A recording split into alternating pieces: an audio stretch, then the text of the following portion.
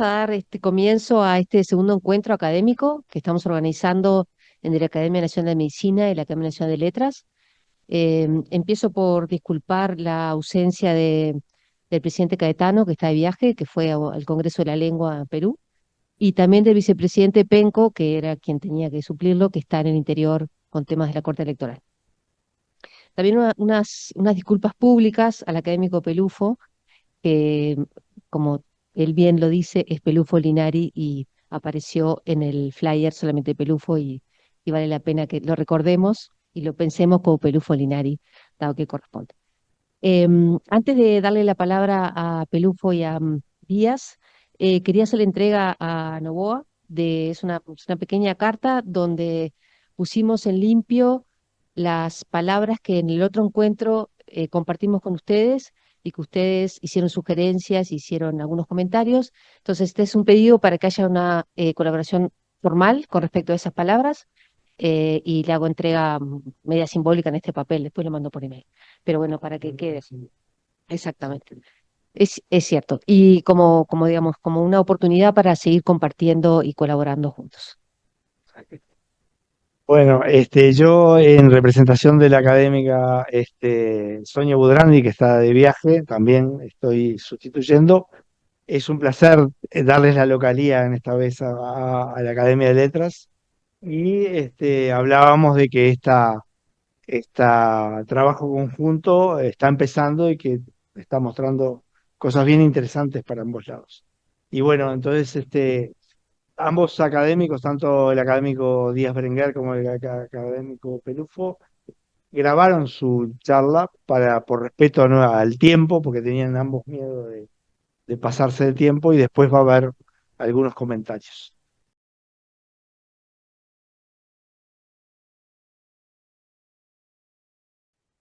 Buenas tardes, es un gusto estar aquí en el segundo encuentro entre las Academias de Letras y Medicina.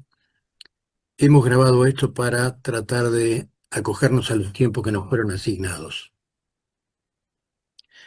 En el día de hoy vamos a ver el tema del cuerpo y de los significados del cuerpo a lo largo de la historia. Lo primero que tenemos que decir es que el ser humano en determinado momento de su desarrollo biológico, se reconoce en el espejo. En ese momento se crea una imagen de sí mismo y esa imagen de sí mismo viene cargado con una serie de elementos que constituyen en última instancia un significante, un complejo sígnico. Y es a su vez un fantasma de su individualidad.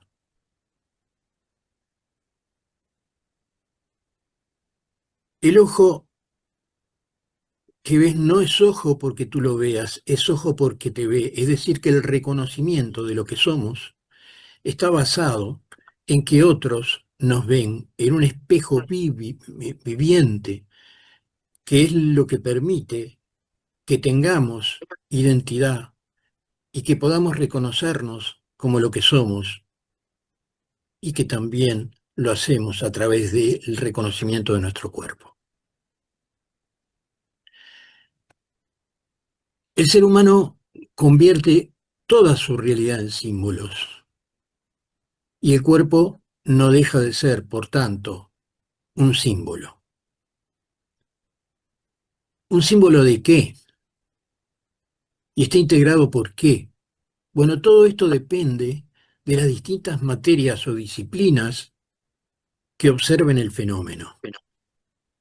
Porque el cuerpo está integrado no solamente por materia física, sino por deseos, pulsiones, visión que obtiene de la sociedad, de su cultura, de las normas morales, y tiene una determinada conciencia, un alma, un espíritu, creencias, y de alguna manera, entre comillas, está dominado por la razón y la voluntad,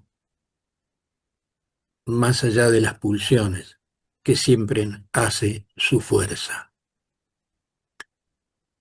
Durante el desarrollo histórico del ser humano, se pasa por tres etapas distintas desde el punto de vista del complejo cínico del cuerpo. También esto puede ser aplicado a otras circunstancias, pero se pasa inicialmente por una etapa mágico-animista, luego por una etapa religiosa y luego por una etapa científica.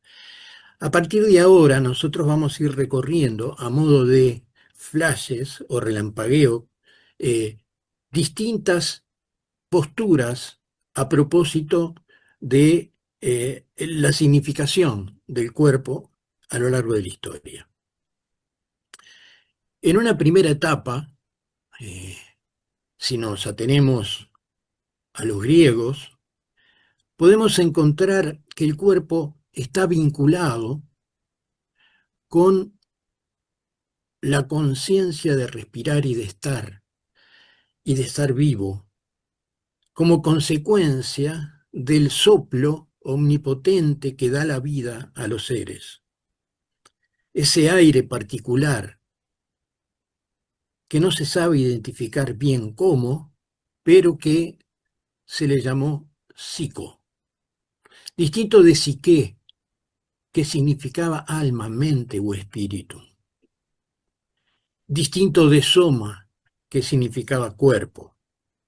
Ahora, acá tenemos un problema semántico que tiene que ver con la forma en cómo definimos cuerpo en relación a espíritu. Por ejemplo, Real Academia. Conjunto de los sistemas orgánicos constituyen un ser vivo. Pero tiene sinónimos, organismo, soma, y antónimos, mente, alma, espíritu. ¿Es lo contrario el alma, el espíritu del cuerpo? Bueno, el complejo clínico del cuerpo incluye estos antónimos. Lo mismo pasa con el diccionario de la Real Academia de Medicina de España.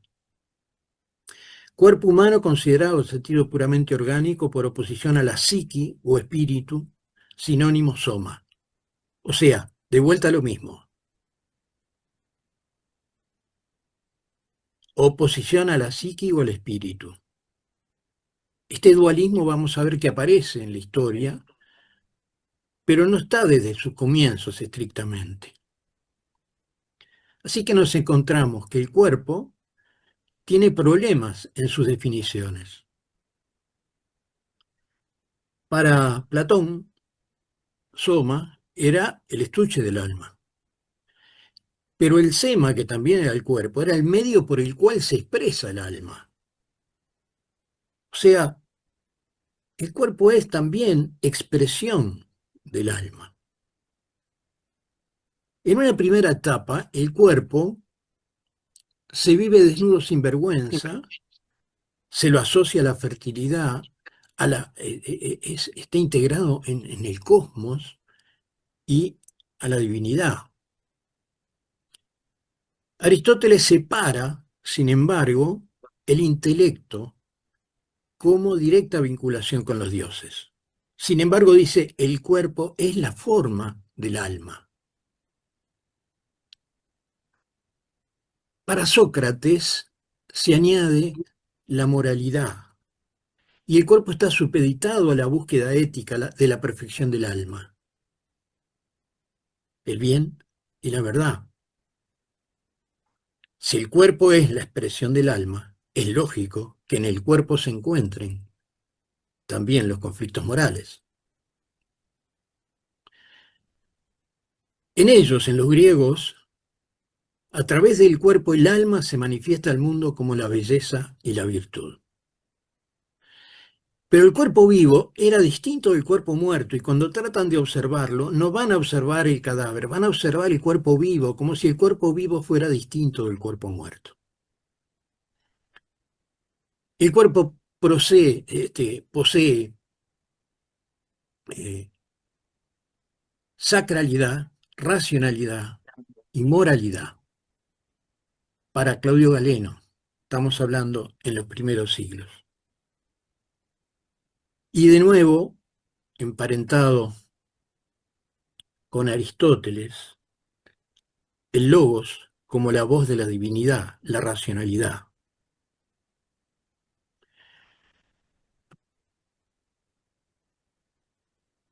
Si vamos a la América precolombina, ahí tenemos la zona de aztecas, mayas, yanomamis. Los yanomamis los incluimos porque a pesar de que están en el presente, estuvieron hasta hace poco en una etapa prehistórica. El ser y el cuerpo están integrados formando parte del entorno de la naturaleza, las divinidades y los conflictos morales. Todo está animado, nada muere. No es posible separar al cuerpo material de esa compleja red de interpretaciones de su realidad. Hay sí diferencias según el sexo. Por ejemplo, lo femenino se asocia a la germinación, al agua, a la tierra, a la oscuridad, a la debilidad y a la muerte. Mientras que lo masculino, maduración, fuego, el calor, cielo, fuerza, vida. El falo es símbolo de fertilidad y de la energía divina. En gran parte de las cosmogonías, el cuerpo y los seres humanos son creación de los dioses.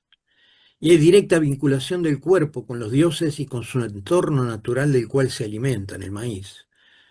Para otras culturas era barro lo que nos hizo.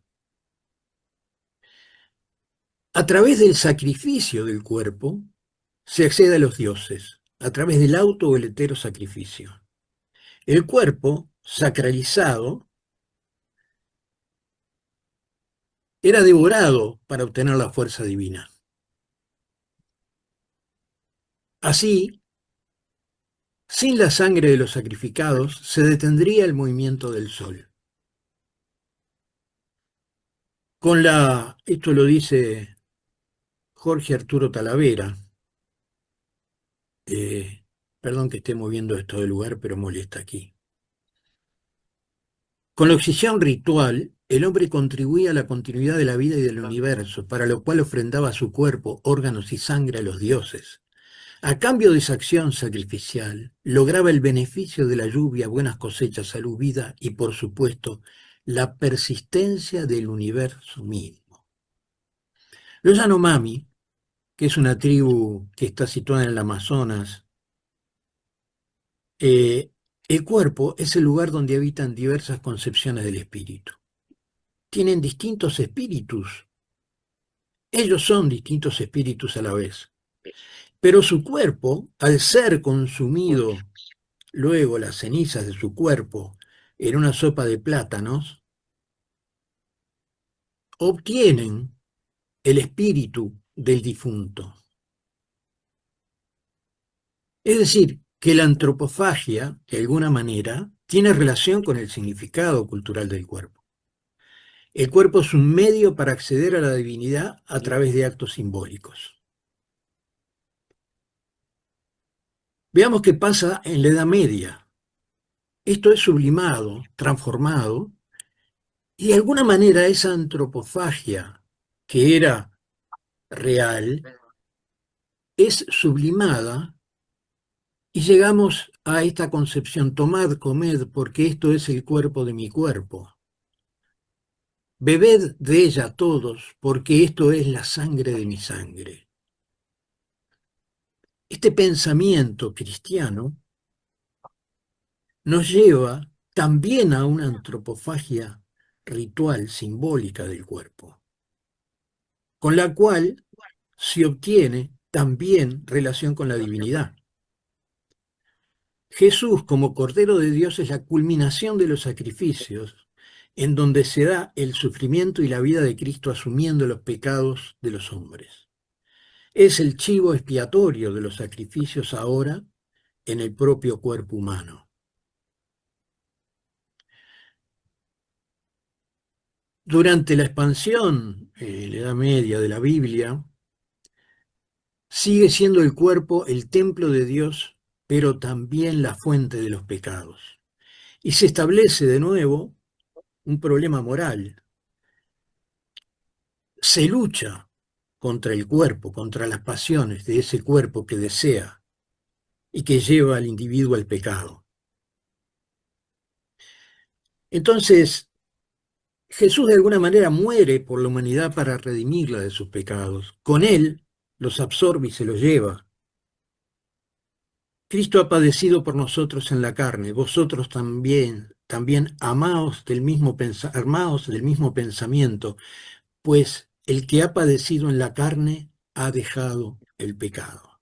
El sufrimiento pasa a ser una forma de superar las pasiones de la carne y los pecados.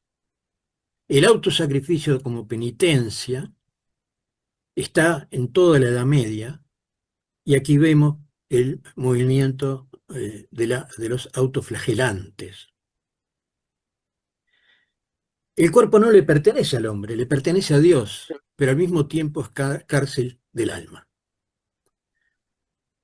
Y aquí comienza un tema interesantísimo, que es la consideración de que todos somos iguales frente a Dios, que solo la moral nos hace diferentes. Esto es un poco distinto a lo que venía de antes, de la etapa de los griegos, en donde lo que no era igual se consideraba también normal. Tercera etapa, el cuerpo científico del Renacimiento disecado. Bueno, aparece Andrés Vesalio con De Humani Corporis Fabrica Libri Septem, un paso fundamental en la visión de la medicina que nos lleva a la medicina científica. Leonardo, por su parte, buscó el alma en el cerebro y en la mirada, al igual que Machado, encontró la conexión con el alma. De todas maneras, recoge gran parte de la tradición griega, en donde ve al cuerpo como un microcosmos a semejanza del macrocosmos del universo, y encuentra la divina proporción en la naturaleza y en los organismos vivos. Y aparece ahora René Descartes, en donde claramente separa al cuerpo del alma. El cuerpo es una sustancia material que puede ser estudiada y comprendida a través de la razón y las ciencias, un objeto científico.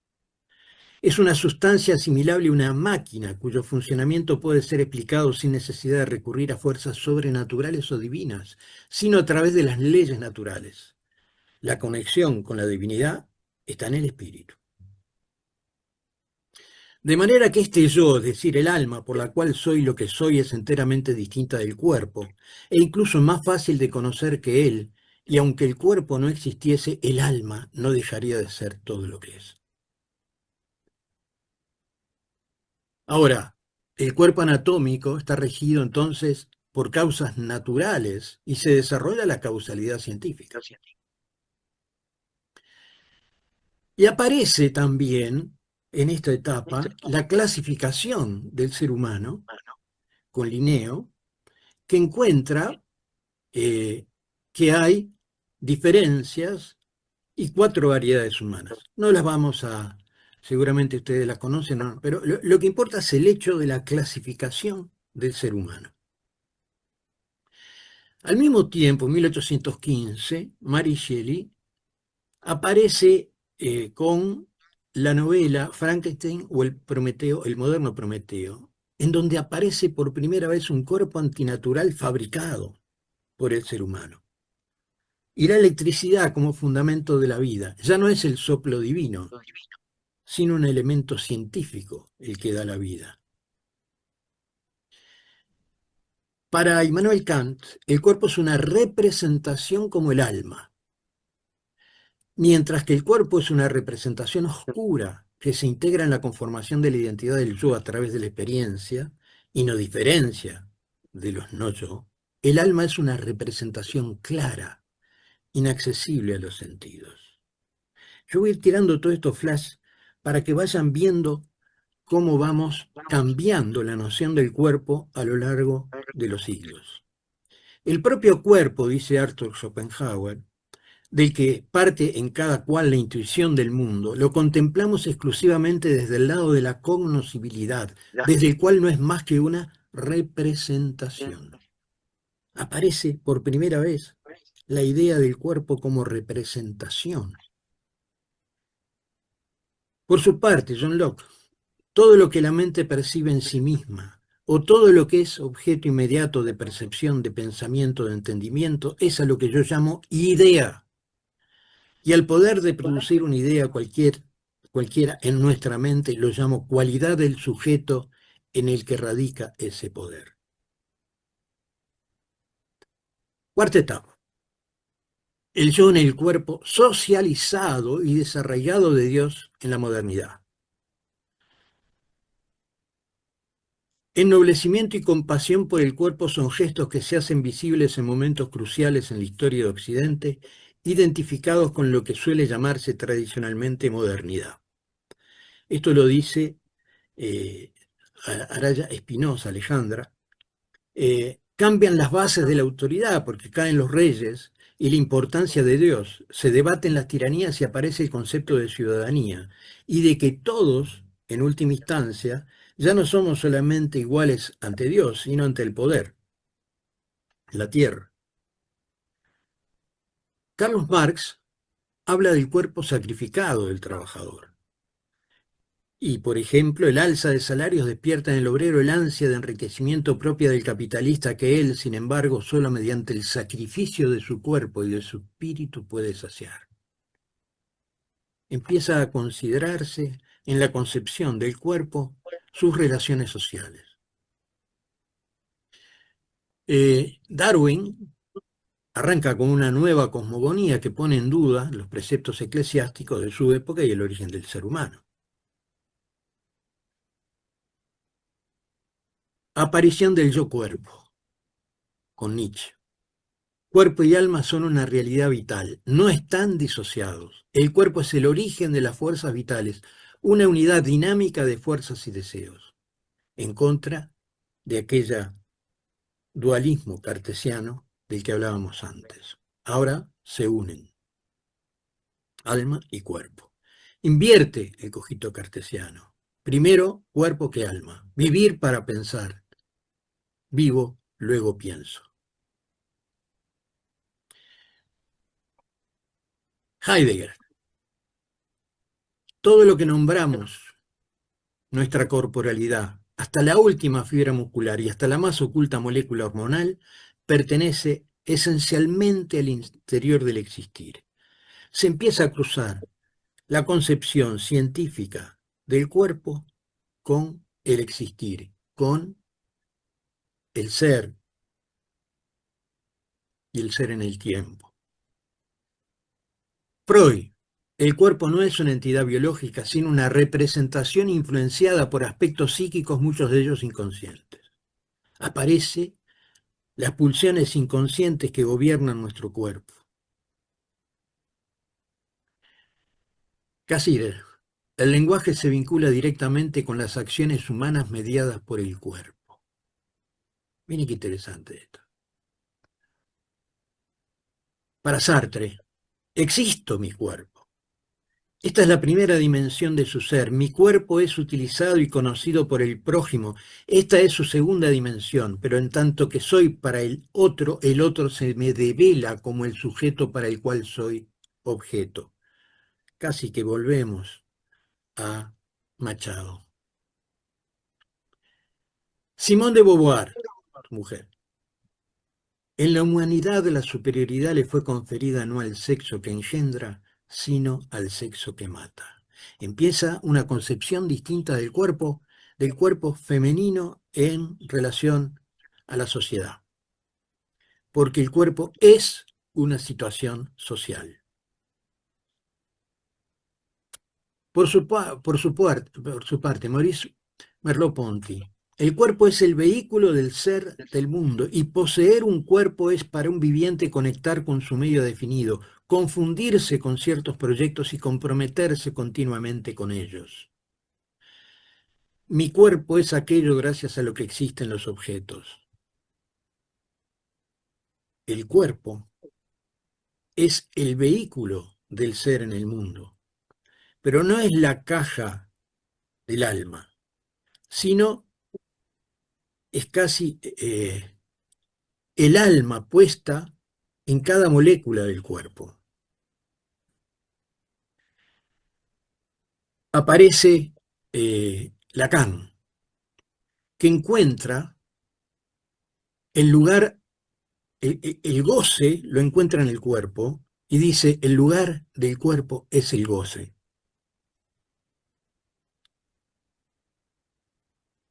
No me voy a meter en lo que significa esto, significante y para otro significante, porque nos llevaría horas, pero para él hay un cuerpo imaginario, un cuerpo simbólico y un cuerpo eh, real. Se pasa del cuerpo real, que supuestamente nunca se llega a conocer como verdad absoluta, salvo que se intenta a través de un cuerpo imaginario y a través de ese se llega a un cuerpo simbólico. El cuerpo imaginario es lo que es la idea, la imagen que tenemos casi física del cuerpo, y lo simbólico es todos los constituyentes que se le añaden a esa imagen para lograr un significante, que tiene íntima relación con el significante de la otra persona que de alguna manera nos observa o con la cual tenemos relación en la mente a pesar de que no esté presente. Si la función simbólica funciona, estamos en su interior. Y diré más, estamos a tal punto en su interior que no podemos salir de ella. El yo, en su aspecto más esencial, es una función imaginaria. La teología del cuerpo, de Juan Pablo II. Esta conciencia comporta una percepción especial del significado del propio cuerpo, que emerge precisamente del hecho de que el hombre está para cultivar la tierra y someterla. Todo esto sería imposible sin una intuición típicamente humana del significado del propio cuerpo. De alguna manera, a pesar de su concepción religiosa, trae la significación del cuerpo como elemento fundamental para acceder a él. Por otra parte, esta mujer divina que se llama Adrienne Rich, a las mujeres se nos controla amarrándonos a nuestros cuerpos. Dramática frase que dice Adrienne Rich. Porque es distinto la concepción del cuerpo desde el punto de vista masculino que del punto de vista femenino. Ya lo vimos con Simone de Beauvoir, ahora queda más claro con Rich. Lo mismo dice François Dolto, que dice, miren interesante, el desarrollo del niño lleva a la maternalización del cuerpo, a su cuidado como entidad reconocida por la madre. Es decir, que nosotros sobre nuestro propio cuerpo proyectamos, o más bien introyectamos los cuidados maternos y los prolongamos sobre nuestro cuerpo. Muy interesante la visión que tiene. Michel Foucault.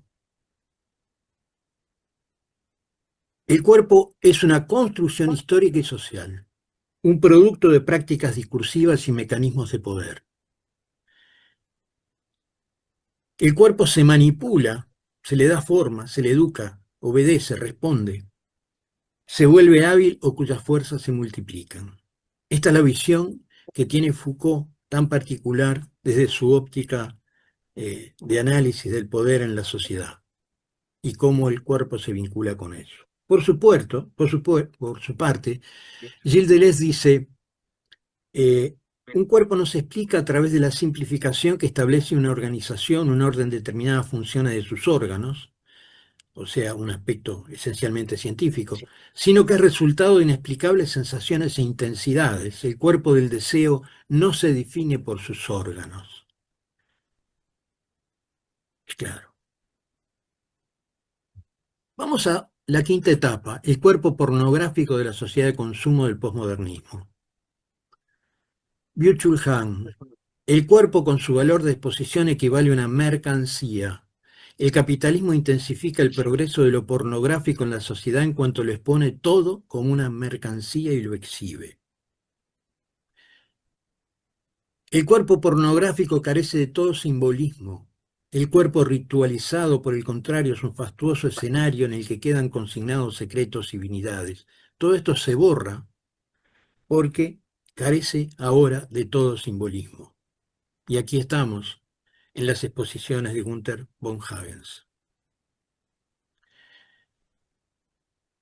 Chul describe la sociedad actual como una sociedad de la transparencia, donde todo es expuesto, visible y está disponible, buscando eliminar cualquier opacidad o negatividad.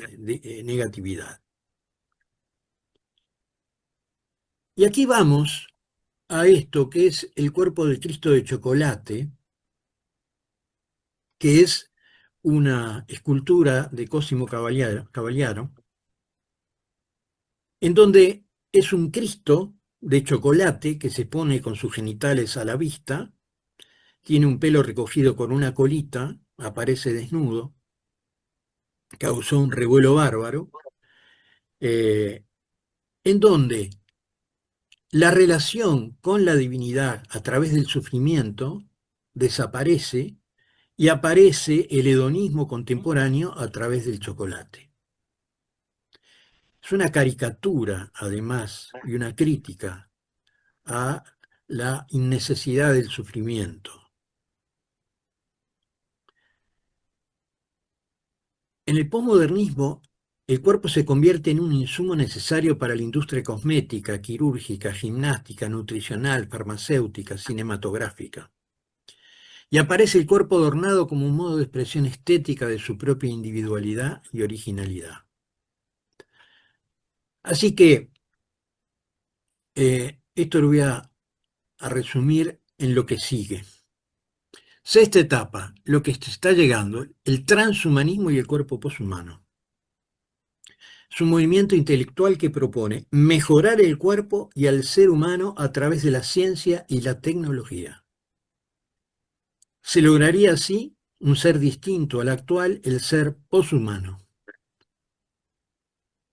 Estos son los principales exponentes del transhumanismo, que comienza de alguna manera con Julian Huxley, el hermano de Aldous Huxley, que crea el término transhumanismo. Y esto es de alguna manera un resumen muy esquemático de lo que hemos hablado hasta ahora.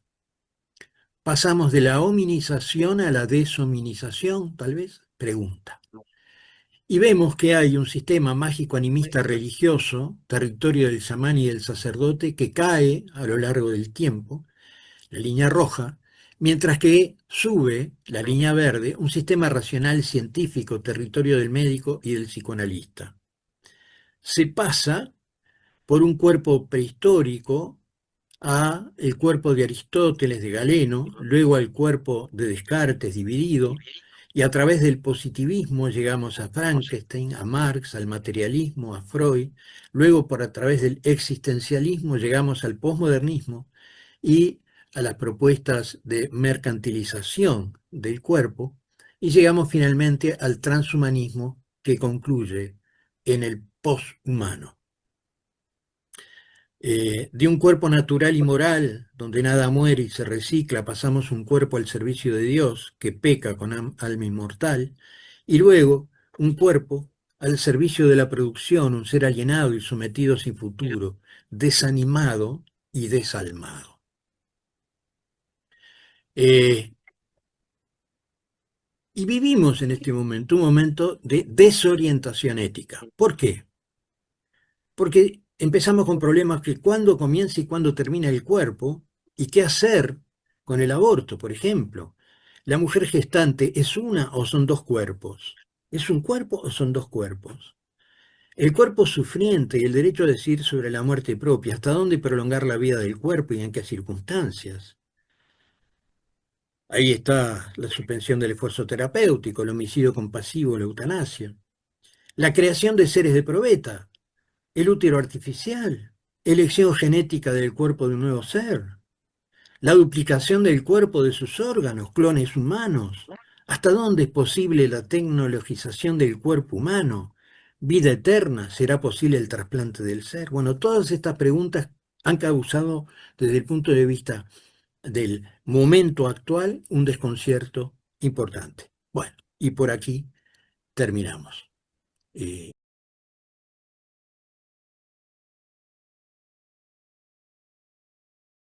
Buenas tardes. Me es muy grato participar de este diálogo interacadémico y agradezco a las autoridades de ambas academias por esta invitación. Me voy a referir, como estaba convenido, al tema del cuerpo en, en el arte, vamos a decir, en las artes visuales, desde el siglo XV a la actualidad, tomando algunos elementos. No va a ser un enfoque histórico, voy a compartir pantalla para poder, no va a ser un enfoque histórico, sino más bien una perspectiva iconológica, en el sentido de una perspectiva de estudio de imágenes, de significado de las imágenes en sus relaciones con los contextos culturales en los cuales se producen. Y va a ser algo muy de tipo, vamos a decir, como relámpagos de un relato un tanto relampagueante por distintos momentos de esta historia. No busco conclusiones, no va a haber acá nada que concluir, sino más bien es un paseo, un relato por una serie de problemas que plantean las imágenes.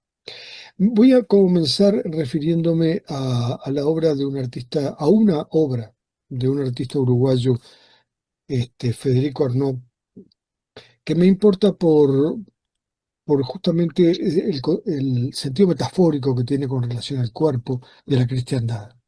El cuerpo del pan se llama, es una pieza de grandes dimensiones, de 2,50 m, de hormigón, que según sus palabras, el pan, en su materialidad expresiva y cruda, propicia un conjunto de sensaciones táctiles y visuales que convergen en el cuerpo, lugar privilegiado de la experiencia, de la existencia y de la muerte. Esta exposición, que se llamó Che Homo, efectivamente tiene digamos, un apoyo en la tradición cristiana, ¿no? Del pan, en aquello de San Mateo, de tomad, comed, porque este es el cuerpo de mi cuerpo.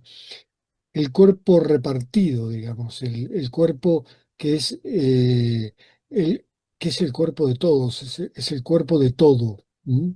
Una concepción lindante con la filosofía spinociana de alguna manera. Eh, y lo curioso, lo sorprendente de la obra de Arnaud es el detalle de las heridas, de las laceraciones, como este caso de Holbein, que es el cuerpo, digamos, escarnecido de Cristo. Las laceraciones que presenta el pan de Arnaud, en las que asoma una suerte de costillar, como si se tratara de un elemento orgánico, digamos, no tanto zoomórfico como antropomórfico. Son sorpresivas heridas o llagas en el cuerpo del pan, que son las llagas, ni más ni menos, en el cuerpo de la humanidad, que hoy bien que las estamos viviendo. Eh, Quería en este sentido pasar ahora a algunas alegorías relacionadas con la vida y la muerte, que están muy marcadas por la presencia de la figura femenina, desde el siglo XV en adelante, ¿no? Siempre la protagonista de Eros es una joven mujer, y la víctima de la muerte es también una joven mujer. Empecemos por los griegos, por Igea, la hija de Asclepio, dios de la medicina, y ella misma, diosa de la salud. Esta cabeza es una cabeza desenterrada en la ciudad de la Odisea hace pocos años, que es una ciudad que hoy pertenece a Turquía, pero que en el 300 a.C. Pertenecía al territorio griego. Egea tiene una serpiente que bebe o se nutre de un cuenco que tiene en sus manos Egea. La serpiente es un elemento alegórico que hasta el día de hoy está, ¿verdad?, en los logos y la iconografía médica y farmacéutica, pero de alguna manera simbolizaba o simboliza la capacidad curativa de la naturaleza, digamos, esta capacidad de mudar de la serpiente, la renovación, la regeneración de la piel. Ahora, esta representación alegórica tiene una proyección en el tiempo de los últimos 5 o 6 siglos, ¿no? En el siglo XVII tenemos la alegoría de la salud, esta que yo muestro acá, que está muy apegada a las recetas alegóricas de la alegoría de Ripa de 1600, que era una suerte de recetario de cómo debían representarse determinados conceptos, con qué figuras y con qué atributos. Es una codificación de la imagen, ¿verdad? Que en este caso además tiene un gallo. El gallo tiene acá dos sentidos. Uno que proviene de algo bíblico, que tiene que ver con la resurrección de Cristo, con el anuncio del nuevo día, pero también con aquella anécdota ya extrabíblica, aquella anécdota de Sócrates que al morir le dice a su discípulo, le debemos un gallo a Asclepio, al dios de la medicina. Así que págaselo y no lo descuides. Una ironía sobre hacia el dios de la medicina en el momento de la muerte. Rubens, en el mismo siglo XVII, extrae, digamos, saca a la figura femenina de Igea de esa rigidez académica del emblema de Ripa y la lleva a una figura más cotidiana, casi dentro del género del retrato, que una mujer manipula una serpiente con el cuenco. Y ni hablar ya del siglo XX, la secesión vienesa, de la cual Gustav Klimt es uno de sus fundadores, que lleva el colmo de la ornamentación, esta alegoría de Igea, al colmo del arabesco, digamos, ¿no? Del juego ornamental con los atributos de esta mujer. Y digamos, en la actualidad, aunque es ya de hace unos años, volvemos a ver a esta performer yugoslava, Marina Abramovic, una célebre performer yugoslava, todavía actuante, que en La Serpiente de 1990 trabaja un poco con la alegoría tangencial, digo un poco pues tangencial, ¿no?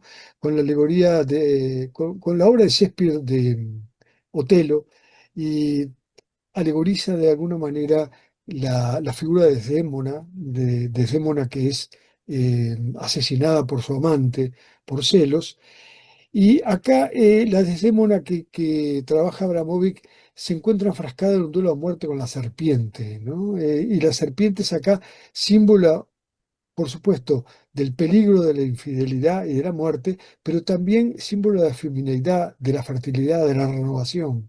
Trabaja mucho ahora muy con estas contradicciones simbólicas, porque trabaja, digamos, escenas corporales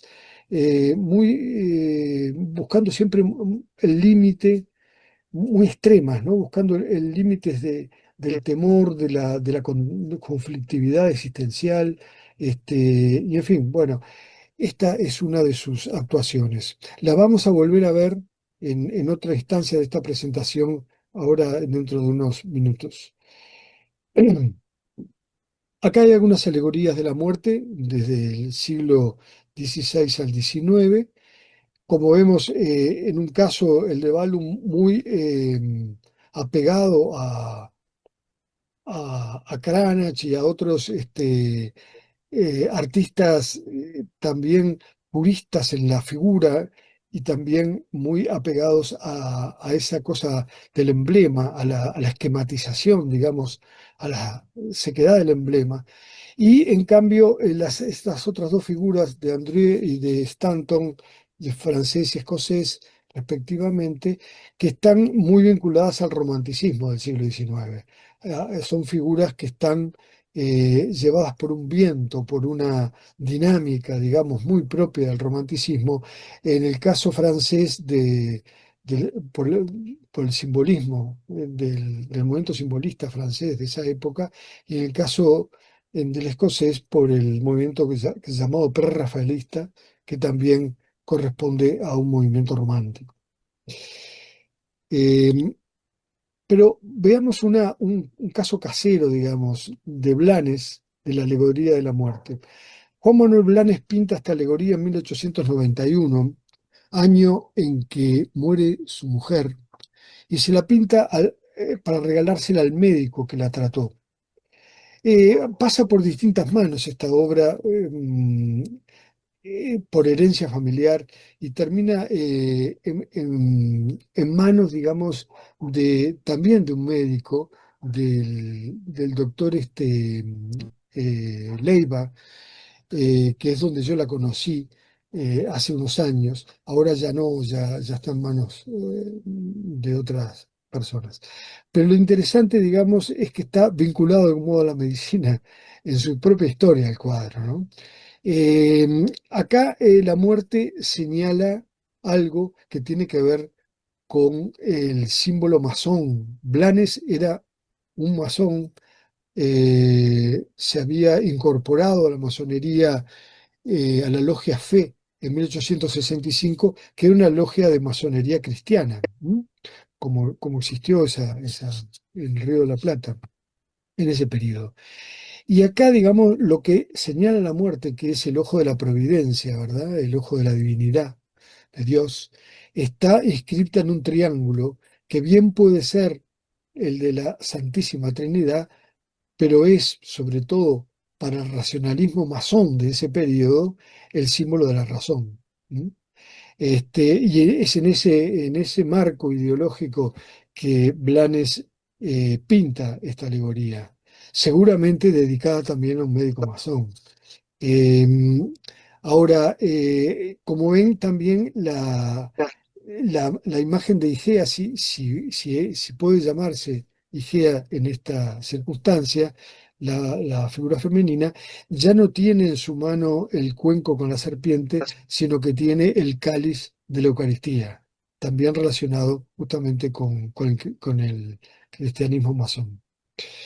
Bueno, podríamos seguir hablando de esta obra, pero pasemos a la siguiente por un tema de tiempo. En 1920 todavía aparece esta figura típica del siglo XVI, de la doncella joven víctima de la muerte representada por un esqueleto. Pero acá aparece el médico como intermediario. Es el médico el encargado de separar o de apartar a la muerte de la víctima, ¿no? Salinger fue un pintor y grabador austríaco muy vinculado a partir de 1933 al nazismo, fue un iconógrafo del nazismo, y de modo que después hizo otras alegorías de la muerte vinculadas a la guerra con un temple más monumental, como corresponde a la estética nazi.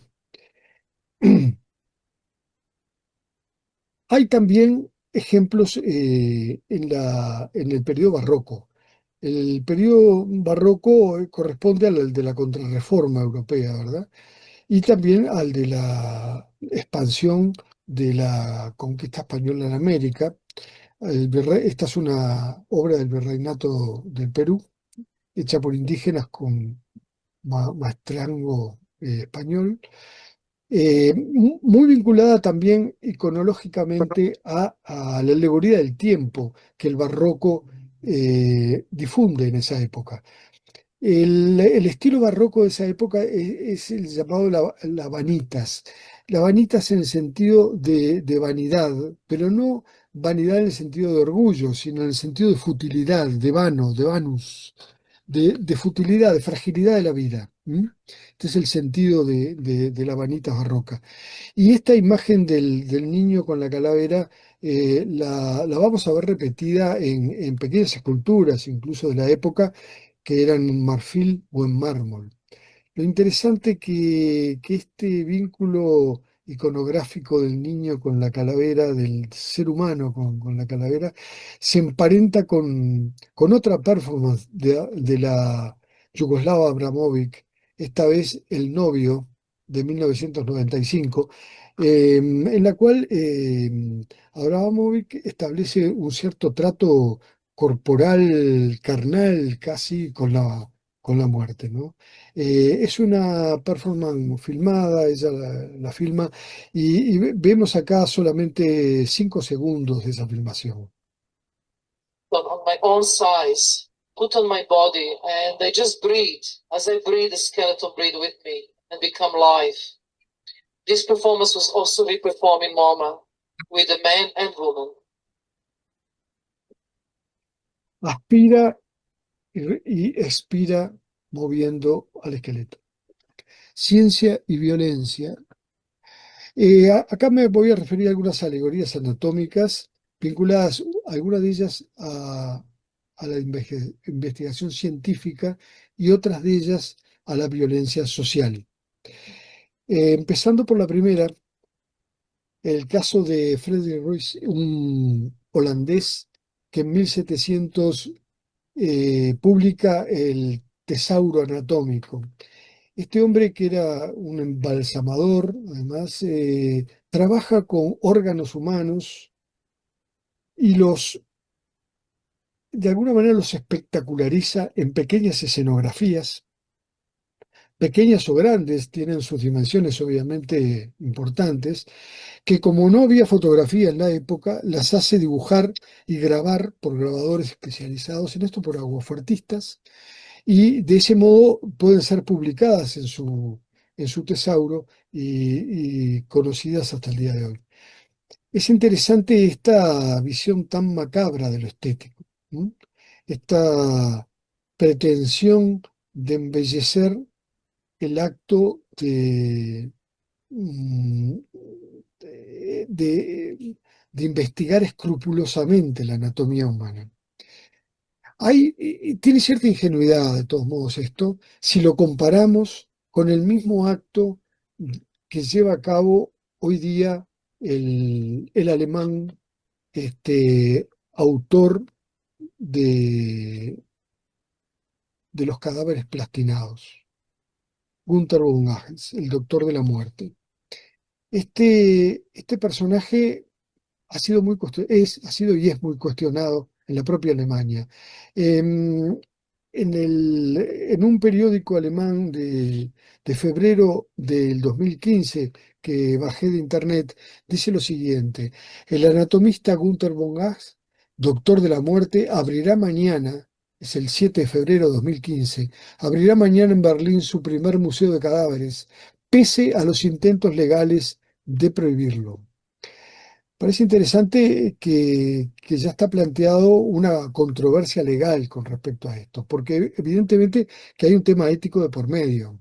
La transformación del cuerpo orgánico en objeto artificial es de algún modo propia de esta era poshumanista o la era de los cyborg, ¿no? De los androides que mezclan lo artificial con lo orgánico. Pero acá hay una estética de la disección que no responde estrictamente a una indagación científica. Es decir, es consecuencia de una indagación científica, pero no se hace en función de una indagación científica, sino es un fenómeno de marketing. Es decir, el cadáver es usado como materia prima para obtener un espectáculo atractivo, pretendidamente estético, pero sobre todo redituable económicamente. Y ahí está un poco la parte, digamos, verdaderamente cuestionable desde el punto de vista ético, ¿no? Acá vemos al señor Gunther von Agnes muy vanagloriado de su obra, y vemos una de sus obras donde lo tanático directamente no solo desplaza a lo erótico, sino que se burla de lo erótico, ¿no? Acá hay evidentemente una estética sin sostén ético, una estética cínica y obscena. Yo diría directamente, para ponerle un nombre, una estética nazi. Hay otro caso que vincula la anatomía con la estética, pero a su vez con la violencia social, que es la del colombiano, es el caso del colombiano Juan Manuel Echevarría. De niño, dice Echevarría, oí por primera vez hablar sobre esos cortes, corte de corbata, corte de franela y otras mutilaciones que se le hacían al cuerpo humano. En el corte de florero, a la víctima se la degollaba y se cortaban sus extremidades para luego introducirlas en su torso como si fuera un florero. Acá trabaja Echevarría, que trabajó mucho, en toda su obra trabaja con la violencia en Colombia. Lo hace con huesos humanos dispuestos en forma floral, como elementos botánicos, digamos, y poniéndole nombres que tienen que ver, por un lado, con el nomenclátor científico, la orquídea, la orquis, pero a su vez con otro nombre inventado en función justamente de la violencia social.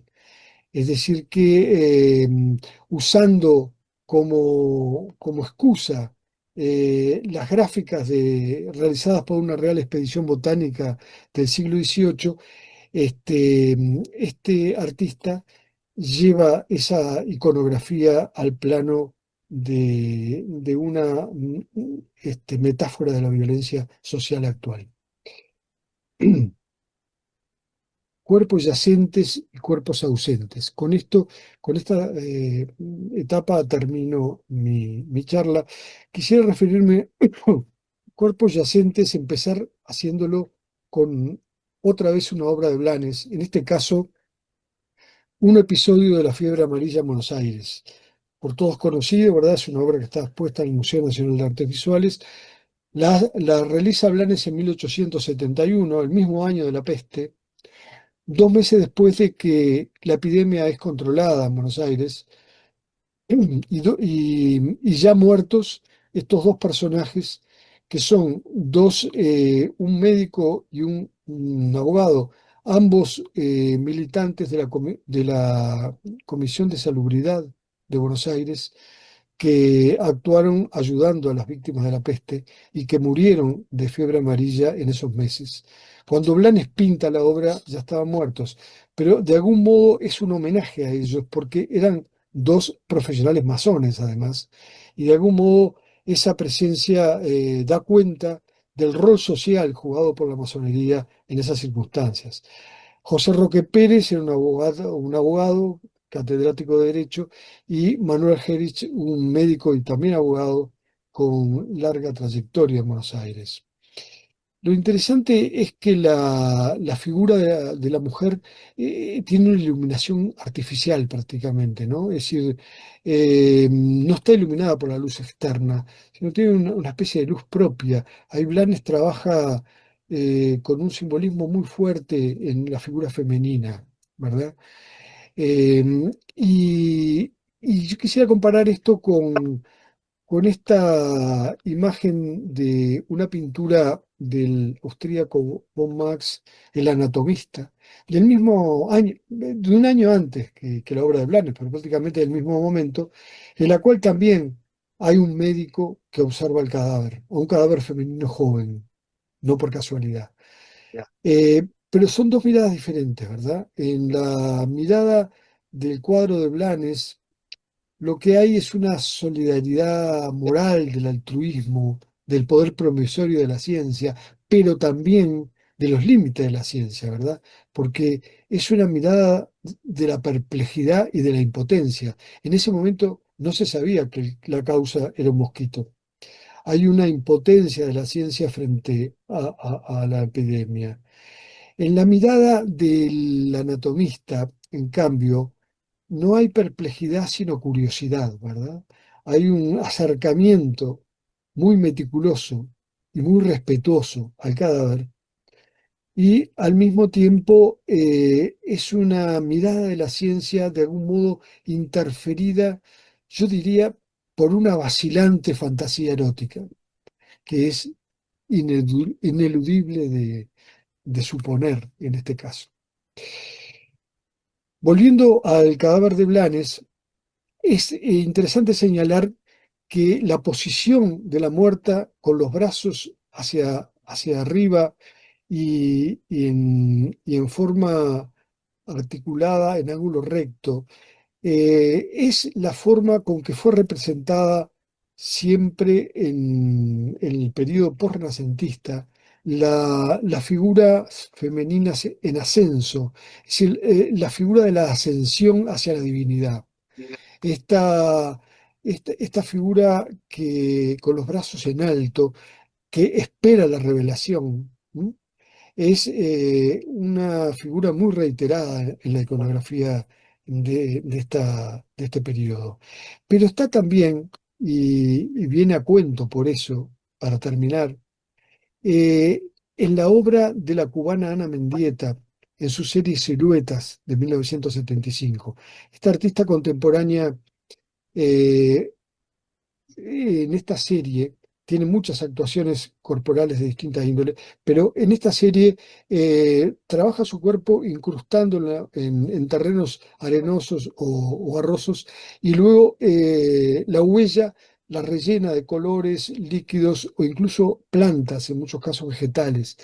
Lo interesante es que acá lo que está, digamos, eh, puesto en evidencia es la huella, es decir, es la ausencia del cuerpo, el indicio del cuerpo, no el cuerpo, no el cuerpo como materia, sino como hueco, como indicio, ¿no? Este, y en ese sentido, el del cuerpo como indicio, como ausencia, es con lo que me interesa terminar. Y lo haré con la obra, con un fotograma de la película de Patricio Guzmán, gran documentalista chileno, El botón de nácar, del año 2015. Este film fue realizado en la Patagonia, en la región del archipiélago patagónico de Chile, que es una zona donde el mar y el cosmos se juntan, es una zona absolutamente impresionante desde el punto de vista espacial. Y entonces este es un film con una cargado de poesía, ¿no? Si bien tiene un filo, digamos, político en cuanto de denuncia, de una situación a la cual ahora me voy a referir, pero básicamente es un film poético sobre un film metafísico, digamos, sobre el ser mismo y la relación con el cosmos. Este botón corresponde, en este lugar de Chile, habían sido arrojados al océano detenidos, desaparecidos, atados durante la dictadura de Pinochet a rieles de hierro. En 2004 se inicia una investigación y se encuentran rieles, no se encuentran cadáveres, pero uno de los rieles viene con este botón adherido. Y es a partir de este hecho que elabora Patricio Guzmán su documental. Muy impresionante. Dice, y termino con unas palabras del propio documentalista, el océano contiene la historia de la humanidad. El mar guarda todas las voces de la tierra y las que vienen desde el espacio. El agua, el límite más largo de Chile, también guarda el secreto de misteriosos botones que se encuentran en el fondo del océano. Bueno, con esto los dejo en paz. Y bueno, quedo por supuesto atento para diálogos que puedan dar lugar a esta breve charla. Gracias.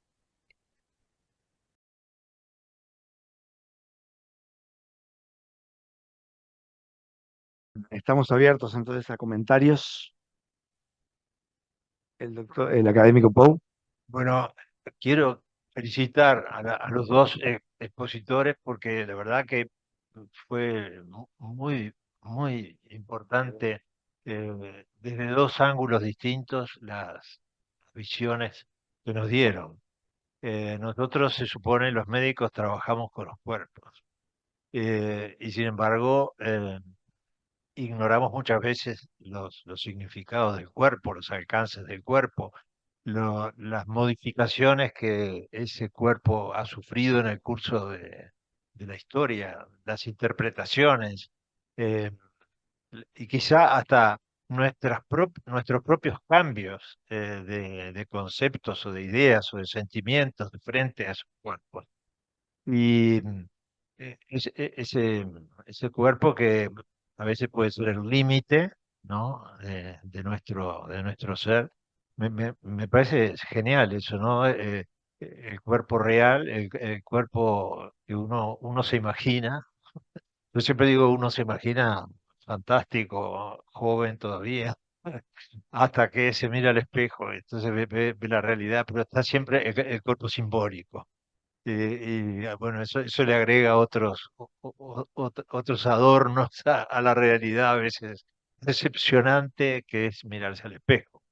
Eh, y, y yo que he sido ginecólogo durante 50 años, he tenido ocasión bueno, de encarar el tema del cuerpo femenino, ¿no? Del cuerpo femenino con lo que significa, las diferencias de significado que tiene el cuerpo para el hombre y para la mujer.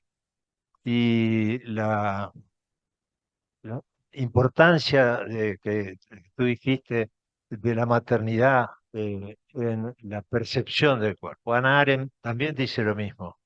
Es desde el momento en que la mujer es madre que pasa a tener otra noción de lo que es su cuerpo. Porque el ginecólogo ve que la mujer deja de lado todas las pautas de belleza habituales, no le importa deformarse, no le importa que su panza se destaque y que tenga que usar vestidos que no son los más atractivos. No le importa después tampoco sufrir todas todo el trance bueno, del parto, porque se sufre en el parto, ¿no? No vamos a esconder esa situación. Y después viene la lactancia y el amamantamiento y la crianza, que es una manera también de despojarse de sí misma y de su cuerpo y de su egoísmo y adquirir una nueva mentalidad, ¿no?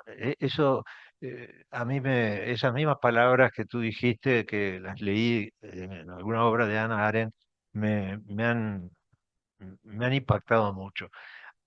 Por otra parte, también como ginecólogo he visto cómo se eh, considera muchas veces el cuerpo femenino como objeto, ¿no?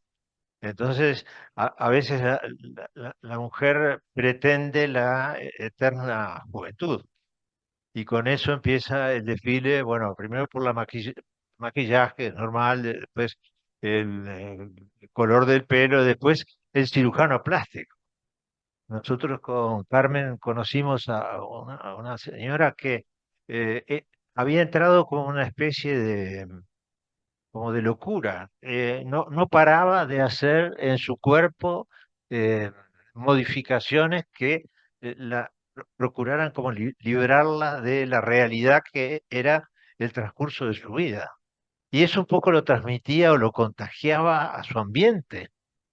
Y era un sufrimiento que ella sufría, pero bueno, en pro de considerar ese cuerpo. Y bueno, no quiero abarcar yo más espacio que lo que los conferencistas. Debo decir que soy un pintor de Dimanche desde que era niño y sobre todo un gran observador, particularmente de la pintura. Y me pareció muy fantástico, muy ilustrativa. Es muy ilustrativo ese recorrido a través de la historia del arte, sin que sea estrictamente cronológico, que hizo el grupo Linari, que bueno, nos tiene acostumbrados con sus libros, sus conferencias, a un nivel muy importante. Y la verdad que hay allí aspectos este, notables, ¿no? El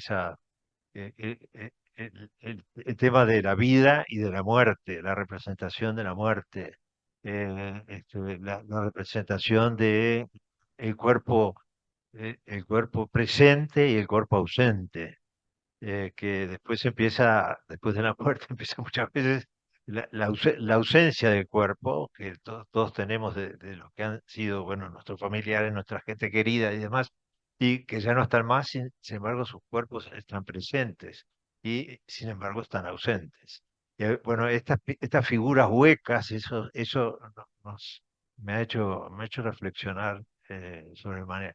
Quedo absolutamente satisfecho, contento, y me felicito que las dos academias hagan este tipo de actividades este, que converjan, porque creo que podemos sacar mucho unos y otros de estas charlas. Estas fueron maravillosas. Las de Gordo fue para estudiar, agarrar un libro de filosofía y ponerse a estudiar, estudiar, estudiar, estudiar, estudiar, porque cada frase era un desafío. Uno podrá estar o no de acuerdo con algunos conceptos, pero fue muy provocador, además, muy interesante.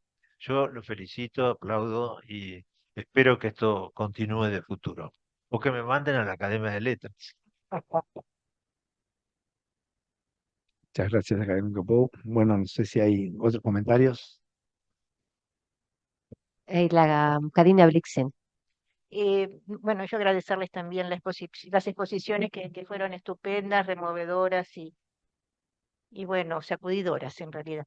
Quería simplemente decir algo que me surgía después de verlos y de escucharlos, que me quedó la idea de que hay como una elusión de la enfermedad, porque está presente la vida, está presente la muerte, están las figuras de las jóvenes peleando con la muerte o a punto de ser arrebatadas por la muerte, pero no hay, me pareció que no había.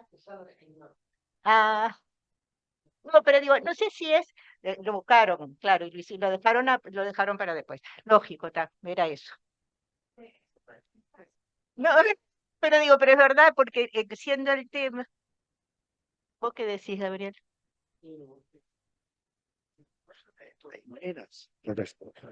Bueno, no, creo que tú decís la ilusión de la enfermedad.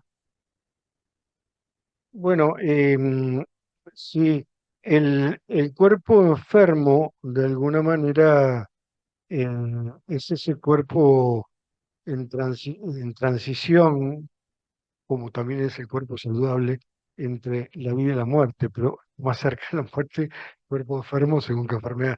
Pero no es un tema que a mí me haya preocupado acá como problema.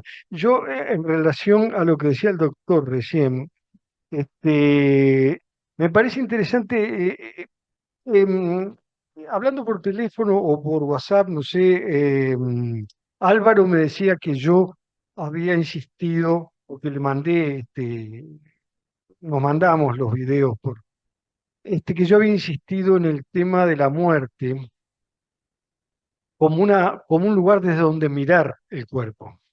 Em, Puede ser, lo que pasa es que en la iconografía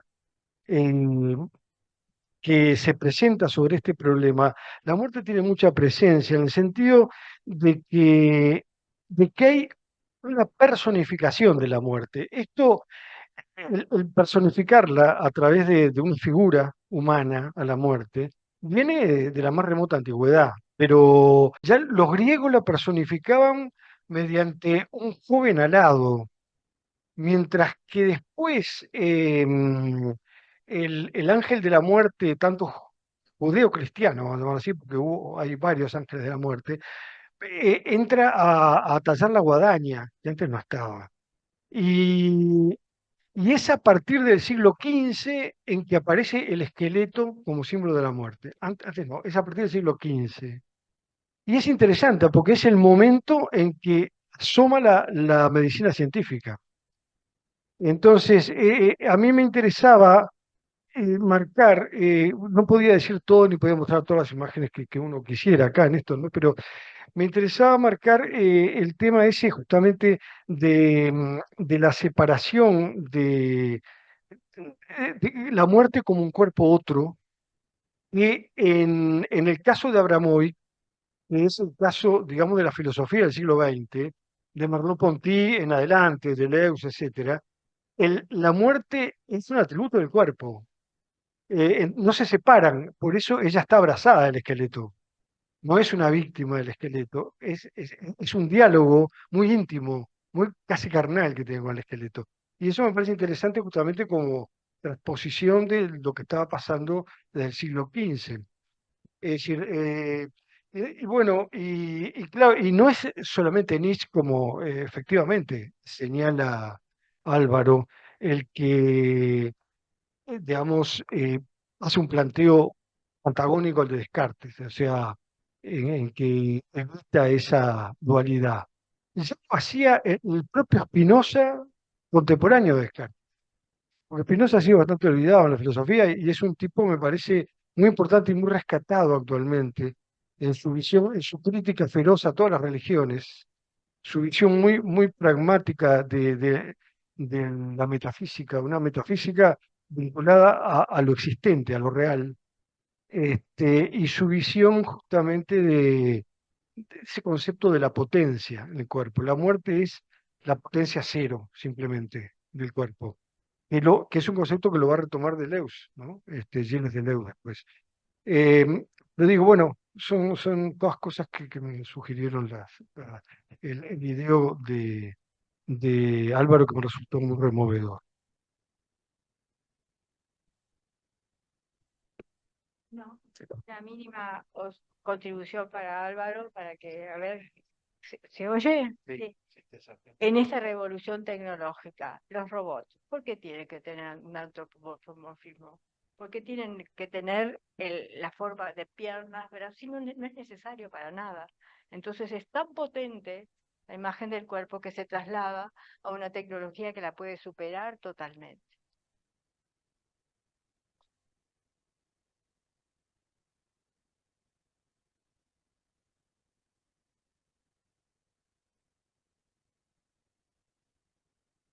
Académico Justino da Rosa. Primero que nada agradecerles las dos exposiciones que a mí particularmente me deslumbraron en cuanto al recorrido histórico y el planteo tan especializado que hicieron. Desde mi humilde punto de vista, sugiero que la próxima vez no teman excederse en el tiempo y pónganse frente a nosotros. Eso es simplemente una carencia que padecimos de no verlos exponiendo y que esos márgenes son absolutamente válidos y bienvenidos en cada uno de los casos. Y por último, una pequeña pregunta a Gabriel, que algo que no, por lo menos no es tan conocido, por lo menos para mí, relacionado con ese nuevo planteo del escultor o sí, plástico que mencionaste como arte cinética, que es el que que se levantó o está levantando polémicas en Alemania. Que nos contaras un poquito más en qué está eso y cuáles son los planteos y todo lo demás. No, este señor es un médico, un anatomista, que se dedicó a una técnica de embalsamaje por una sustancia plástica que yo no sé explicarla, no sé cómo es, le llama plastinación, de modo que las partes del cuerpo quedan reducidas a una especie de cartón, conservando color, y él lo que hace es una disección y crea formas a partir, en algunos casos, como el que mostré primero, separando partes del cuerpo y generando ahí una imagen fantasmal del cuerpo y muy abierta, digamos, donde hay una apertura. Y en otros casos, trabajando directamente con cuerpos, ya sea como la que mostró Álvaro en actitud de danza, de deporte incluso en relaciones sexuales. O sea, lo cual es bastante tremendo, ¿no? Como planteo visual. Y claro, es una forma de vincular la estética, o sea, hacer de la anatomía un instrumento para generar una suerte de estética propia que pasa por encima de elementos éticos que es lo que lo hace indiscutible, ¿no? A mi juicio, muy discutible, pero es todo muy opinable. Académico ruso allá en el fondo. Un par de cositas nada más. Yo me quedé pensando un minuto en eso que decía la muerte como potencia cero. No para nosotros, no para los médicos. El cadáver, la muerte, el cuerpo tienen un valor muy especial. Hay un cuidado extremo y una, una ética del manejo del cadáver de la anatomía, donde hay una exigencia superlativa sobre el cuidado del cuerpo humano que va más allá del cuerpo mismo, que muchas veces está totalmente destrozado por las sucesivas disecciones que sufrió. Pero lo que no se pierde en el ámbito de la anatomía es el respeto supremo por ese cuerpo como tal. Y eso uno lo aprende el primer día. Eso después se traslada. Esa muerte no es potencia cero, es potencia de formación, de educación, es potencia de aprendizaje a lo largo de toda la vida. No, el que es psiquiatra no, pero el que es cirujano sí. Y eso se va trasladando, lejos está de ser potencia cero, porque empieza el primer día en una relación, yo diría, me atrevería a decir que de enamoramiento, que puede llegar para el que tiene mucha vocación a ser apasionado, el que tiene la vocación de la anatomía de ser apasionado, ese enamoramiento del cadáver, una mirada recíproca entre el anatomista y el cadáver. El cadáver que enseña, el anatomista que aprende. Hurga uno adentro de las entrañas del cadáver y el cadáver hurga en las entrañas de la búsqueda de conocimiento del anatomista y después del cirujano.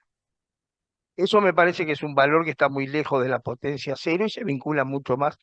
Y después esa ética se transmite también al cuidado del enfermo, de las maniobras quirúrgicas, del no sangrado. Entonces hay un relacionamiento absolutamente diferente, pero muy vinculado a lo que plantea, sobre todo a lo que plantea Álvaro. Yo me sentí muy identificado como médico con la imagen de la mujer respirando al son del esqueleto, porque uno termina, en definitiva, su práctica médica respirando con la muerte en el aprendizaje, con la agonía del enfermo en la práctica profesional, respirando la misma muerte. Yo creo que hay mucho valor en todo esto, yo quiero felicitarlos enormemente, me resultó extremadamente removedor, pero creo que hay valores acá que también van más allá de la visión externa del asunto y que el gran aporte para nosotros está vinculado a todo lo que son los fenómenos de aprendizaje y formación en los cuales vamos mezclados en la muerte, el cadáver y el cuerpo. Muchas gracias. Académico Pons. Iba a decir que voy a tratar de ser breve, pero el académico Müller se va a empezar a reír y decir que siempre miento con eso, así que no lo digo. Yo quiero hacer dos breves lecturas de las dos exposiciones, que las disfruté mucho.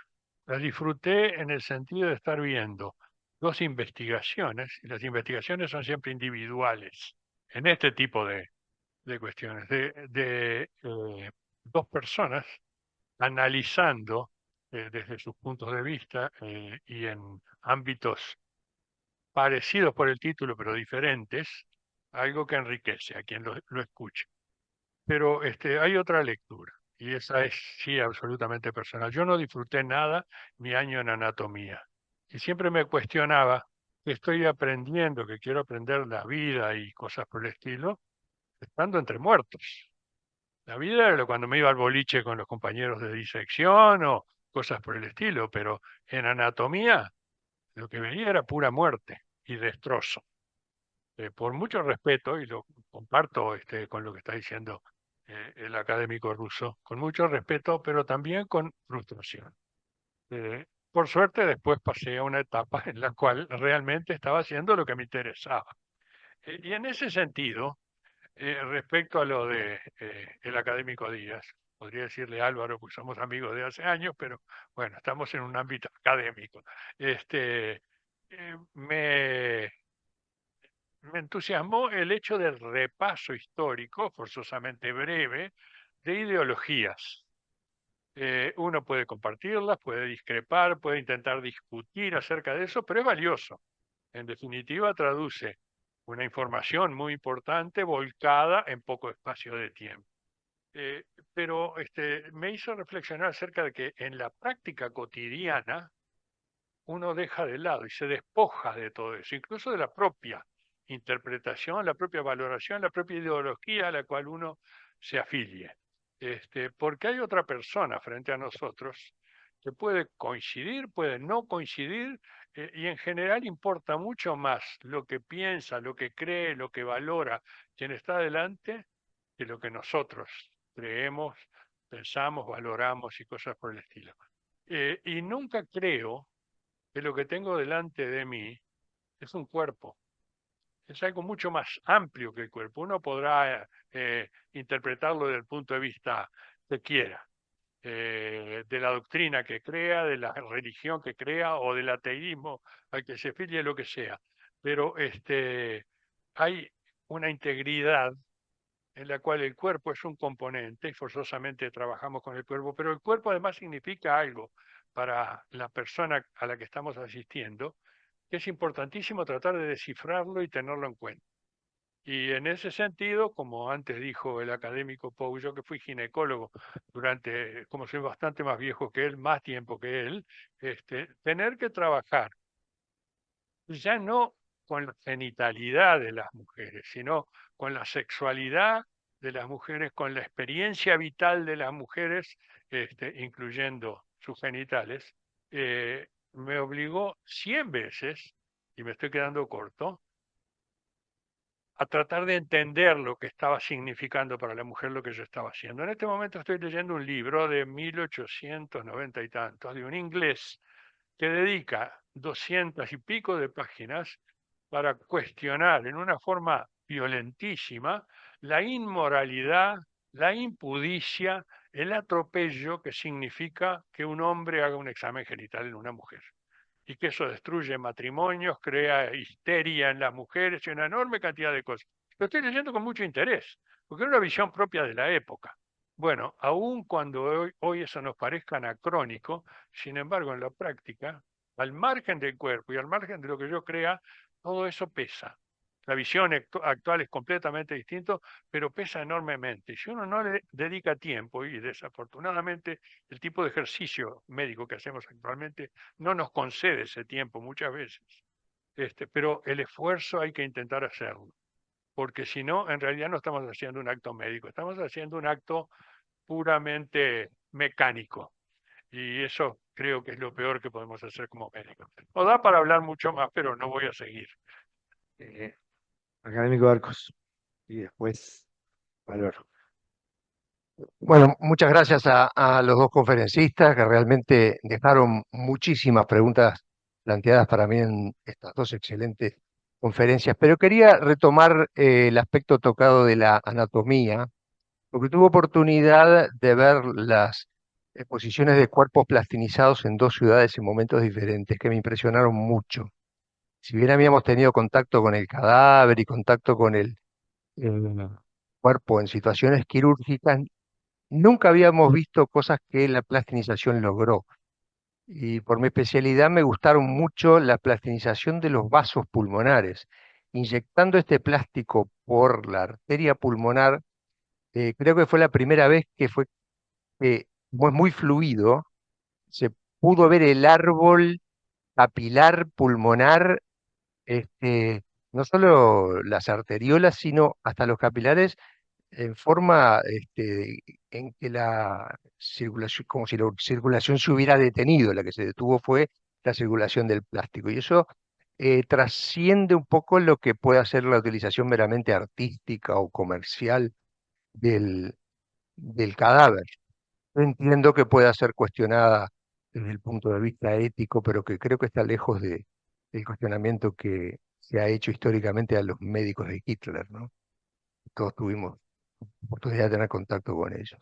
Y si bien ese puede ser cuestionado éticamente desde ese punto de vista, las obras del artista colombiano que utilizan huesos para denunciar una situación de violencia pueden tener otra mirada ética y me resultaron realmente sumamente ilustrativas y didácticas. Muchas gracias.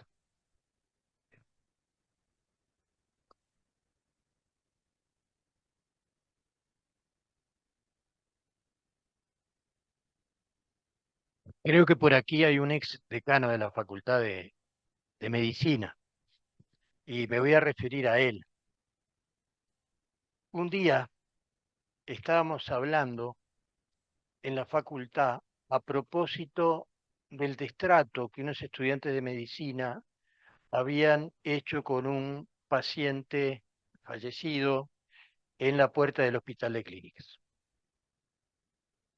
En ese momento estuvimos hablando para ver qué intervención podíamos hacer en la facultad para cambiar la óptica en relación al cadáver. ¿Y qué me decía el decano? En anatomía, a mí me pasó una vez, y te debes acordar, una vuelta tuvo que disecar una mano que tenía las uñas pintadas. Y eso le cambió, ¿verdad, Tomasina? Completamente la visión de lo que tenía delante. A lo que voy es que el cuerpo puede ser objeto hasta que le encontramos su significación. Hay una frase de San Agustín en sus Confesiones que lo dice a propósito del tiempo. Dice algo así como, si me preguntan qué es el tiempo, yo lo sé. Ahora, si tengo que explicárselo a otro, no puedo.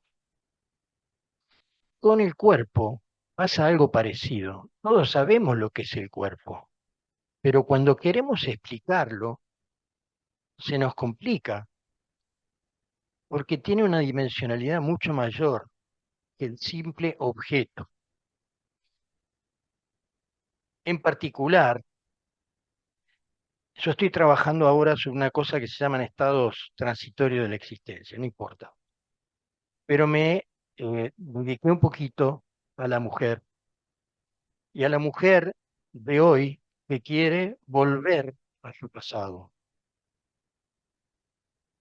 Y entonces una de las posibilidades que tiene es volver a ser la mujer virgen a través de la himenoplastia. El significado de mujer virgen desde el punto de vista corporal, miren la distancia que tiene con el objeto. Digo esto porque esto también nos lleva a una frase de Paul Valéry que es muy conocida, que dice, lo más profundo es la piel. Y es así, debajo de la piel es muchísimo la hondura, tanto que a veces es un vacío, como decía Gabriel. Para mí, preparar esto, que más o menos lo venía laburando por otros lados, me sirvió muchísimo para relativizar muchos de los conceptos que una a veces tiene agarrados, no sé por qué, sólidamente, y creo que hay que desestructurarse para volver a pensarlo al cual. Bueno, Bueno, gracias. Gracias a todos. Vamos a ir cerrando por acá. Voy a decir algunas cositas muy breves, pero que sirvan de puente para cómo iremos trabajando en otras colaboraciones. Em, Igual voy a hacer un paréntesis medio personal con algunas alusiones al cuerpo de la mujer. Los hombres también quieren volver a un pasado y se ponen pelo en la cabeza y también se tiñen el pelo y también hacen ejercicio, se visten con jóvenes, o sea que hacen cirugía plástica. Bueno, cierro el paréntesis. Yo sé, pero como no hay especialistas, bueno, no importa. Nada. Decirles que que para mí los videos fueron muy impactantes en muchos sentidos y también me gustó mucho escuchar la opinión de ustedes, médicos, con respecto a los videos y a su propio trabajo con los cuerpos. Me gustó mucho también percibir diferentes opiniones sobre eso, porque me gusta esa cosa más heterogénea en las opiniones. En nombre de la Academia Nacional de Letras, como agradecerles mucho habernos recibido en esta sede. Tenemos hoy la localía, parece. Vamos a seguir impulsando trabajos en conjunto. Tenemos como dos caminos a pensar, o más de dos, pero uno sería ampliar algunos encuentros más allá de los académicos. Eso fue lo que pensamos. Este año nos vamos midiendo, nos vamos probando, nos vamos conociendo nosotros, pero después la idea es poder hacer algo más abierto al público. Otra idea también que manejamos es invitar a otras academias, como la Academia de Ciencias, la Academia de Ingeniería, cuyos integrantes a veces, em, bueno, ¿qué? No están celosos, no, que a veces compartimos integrantes, alguno debe estar celoso, pero bueno. Nosotros tenemos dos académicos de la Academia Nacional de Letras que además pertenecen a la Academia de Ciencias y ustedes también. Entonces me parece que podríamos también pensar en actividades conjunto con otras academias, como con planes, todas cosas que sucederán el año que viene. Este año estamos cerrando. Y de repente también para el año que viene, elegir un tema que no sea tan muerte, algo un poquito más chimpum para arriba, para que terminemos el año un poquito más afectados. Bueno, gracias a todos. No, yo quería agradecer de esta experiencia vital, porque para mí fue remover mucha cosa y capaz que dejar muchas preguntas. Y quería decir solo dos cosas. La corporalidad a mí me parece que además a los médicos nos enseña mucho. Y quería referirme al Premio Nobel de Medicina que dieron esta semana, donde nos enseña que nuestro cuerpo, para existir, tiene que desarrollar mecanismos de tolerancia para defenderse, pero no lo suficiente como para matarse, que es el mecanismo de las células Treg que permiten controlar las reacciones de defensa. Simplemente eso que me parece que nos muestra otra cualidad de nuestro cuerpo muy actual, porque algo que fue del año 95 se reconoce recién ahora, que se conoció en el año 95, se reconoció recién ahora, que se construye colectivamente ese conocimiento y que también es parte de lo que significa de repente, en una forma media intuitiva, el cuerpo para nosotros, esa pulsión entre la vida y la muerte permanente, y que evoluciona en esa pulsión permanente entre la vida y la muerte. Me parecieron fantásticas las dos conferencias, me parece que yo las tengo que volver a ver para poder comentarlas, no las puedo comentar ahora. Después quería hacer un anuncio parroquial, que es que para los académicos de medicina, pero que quedó pendiente, que es que estábamos discutiendo sobre una posible declaración sobre la salud y el cambio climático de todas las academias del mundo, y mañana hay una conferencia que es Cambio Climático y Educación, no la encuentro ahora, no la puedo abrir, Tomasina. ¿Eh? ¿Y trabajo decente o docente? Decente. Y cambio climático y trabajo decente, que es un español que viene, ¿no? Eh, Exacto, y que va a ser en el espacio al lado del Hospital de Clínicas, en el aulario, ¿no? A las 6 de la tarde, y que va a ser referida a las preguntas que nos hacíamos sobre cambio climático. Perdón, que están invitados también de la Academia de Letras, porque también tienen que tener trabajo decente. Bueno, y creo que terminamos. La verdad que ha sido fantástica el tiempo, y me parece que las preguntas y todo lo que la gente aportó marcan que ha sido muy importante para todos. Bueno, muchas gracias.